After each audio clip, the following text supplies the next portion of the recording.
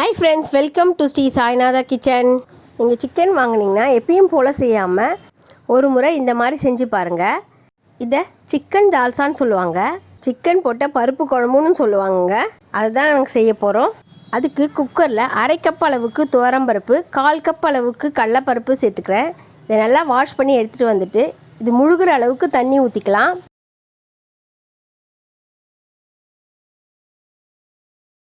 இப்போது குக்கரை மூடி மீடியம் ஃப்ளேமில் 2 விசில் வச்சு எடுத்துக்கலாம்.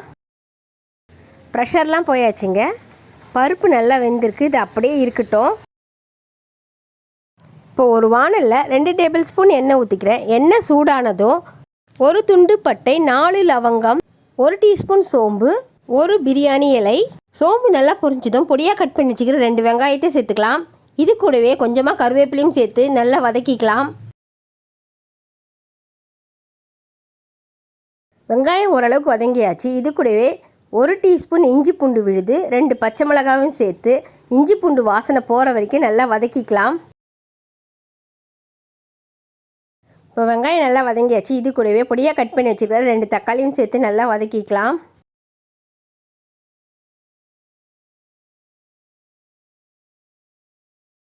தக்காளி நல்லா வதங்கியாச்சு.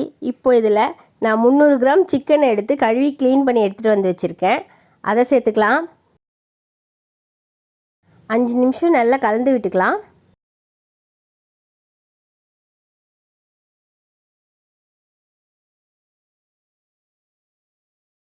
இப்போ நல்லா கலந்து விட்டாச்சு. இது கூடவே 1/4 டீஸ்பூன் மஞ்சள் தூள், 1/2 teaspoon garam masala, 1/2 table spoon மிளகாய் தூள் சேர்த்துக்கலாம். அப்படி மிளகாய்த்தூள் இல்லைன்னா நீங்கள் தனி மிளகாய்த்தூள் 1 டீஸ்பூனும் தனியாத்தூள் 1 டீஸ்பூன் சேர்த்துக்கலாம். இப்போ நல்லா கலந்து விட்டாச்சு. இதில் 1/2 கப் அளவு தண்ணி ஊற்றிக்கலாம். இதுக்கு தேவையான அளவு உப்பு சேர்த்துக்கலாம். இப்போ நல்லா கலந்து விட்டுடலாங்க. குழம்பு நல்லா கொதிக்கிட்டோங்க. குழம்பு நல்லா கொதிக்குதுங்க. சிக்கனும் ஓரளவுக்கு வெந்திருக்குங்க. இப்போது இதில் 3 கத்திரிக்காய் எடுத்து கட் பண்ணி வச்சுருக்கேன். அதை இதில் சேர்த்துக்கிறேன்.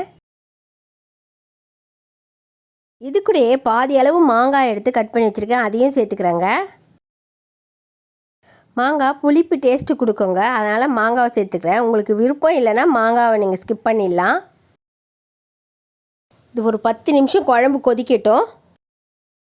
10 நிமிஷம் ஆயிடுச்சு. குழம்பு நல்லா கொதிச்சிருக்குங்க. சிக்கன்லாம் நல்லா வெந்திருக்கு.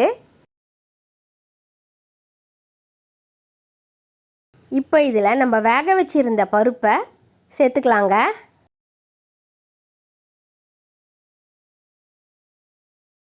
இப்போ நல்லா கலந்து விட்டுக்கலாம்.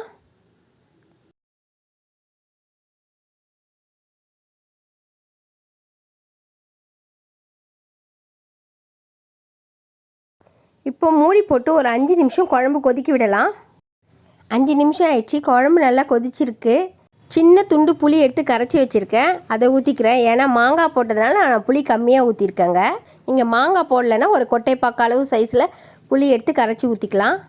புளியோட பச்சை வாசனை போகிறதுக்கும் குழம்பு கொதிக்கிட்டோங்க. இப்போ தாளிப்பு கோசம் ஒரு வானலில் 1 டேபிள் ஸ்பூன் எண்ணெய் ஊற்றிக்கிறேங்க. எண்ணெய் சூடானதும் 1/2 டீஸ்பூன் கடுகு, 1/2 டீஸ்பூன் சீரகம் சேர்த்துக்கிறேன். கடுகு பொரிஞ்சதும் காஞ்ச மிளகாய், கருவேப்பிலை சேர்த்துக்கிறேன். இது கூடவே ஒரு கையளவுக்கு சின்ன வெங்காயத்தை எடுத்து கட் பண்ணி வச்சுருக்கேன். அதை சேர்த்துக்கிறேன். இப்போ நல்லா வதக்கிக்கலாம்.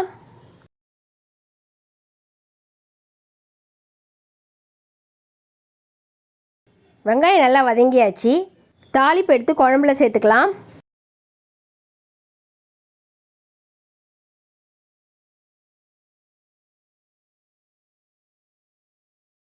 இப்போ கலந்து விட்டுக்கலாம். ஒரு 2 நிமிஷம் குழம்பு கொதிக்கிட்டோங்க. ரொம்பவும் டேஸ்டியான சிக்கன் தால்சா ரெடி ஆயிடுச்சுங்க. இப்போ பொடியாக கட் பண்ணி வச்சுருக்கேன் கொத்தமல்லி இலை தூவி ஸ்டவ் ஆஃப் பண்ணிடலாம். நீங்கள் சிக்கன் வாங்கினா எப்பயும் போல் செய்யாமல் ஒரு முறை இந்த மாதிரி வித்தியாசமாக செஞ்சு பாருங்கள். இந்த சிக்கன் தால்சாவை நீங்கள் வீட்டில் ட்ரை பண்ணி பார்த்துட்டு எப்படி இருக்குன்னு கமெண்ட் செக்ஷனில் சொல்லுங்கள். நம்ம சேனலை சப்ஸ்கிரைப் பண்ணாதவங்க சப்ஸ்கிரைப் பண்ணிவிடுங்க. இந்த வீடியோ பிடிச்சிருந்தா லைக் பண்ணுங்கள், ஷேர் பண்ணுங்கள், சப்ஸ்கிரைப் பண்ணுங்கள், பக்கத்தில் இருக்க பெல் ஐக்கானை கிளிக் பண்ணிக்கிங்க. தேங்க்ஸ் ஃபார் வாட்சிங்.